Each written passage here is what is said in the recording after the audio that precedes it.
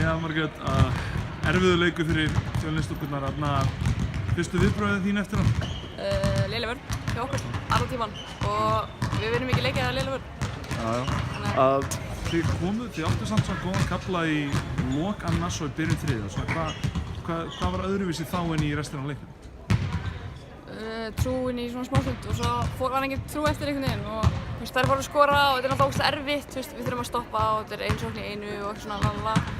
Það var bara erfitt og við vorum bara ekki með, ekki eins og á móti Þór í síðustu séríu við náðum sér niður þar en svona er þetta. Já, ég meina, þið fóruð ekkert hryllilega, bæði liðin voru dálítið svona rólega af stað og þarna bara þær síðan fóru bara í gangi en þið ekki einhvern veginn. Hvað fannst þér vanta svona? Var það bara einhver neista frá ykkur? Var einhver leikmaður einhver bara sem þurfti að stíga upp eða? Við þurftum bara allar að stíga upp, bara það byrjaði í vörninni og við vorum ógeðslega soft í vörninni og ég meina við byrjuðum allt í lagi og svo svona, þú veist, voru gött og þeir fóru að skora léttilega og þá er þetta bara eitt hraðalöp þar. Já, það er bara, en þá þú ert það í næsta leik.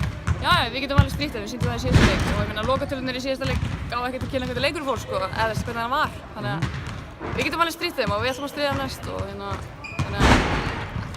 svona er það. Sem fá einn leik í viðbót hérna í Dalvík. Ég vil fá einn leik í viðbót, en við þurfum að byrja á þriðjudaginn, það er bara einn leikur í einu sem við þurfum að Allt í lagi, takk fyrir þetta.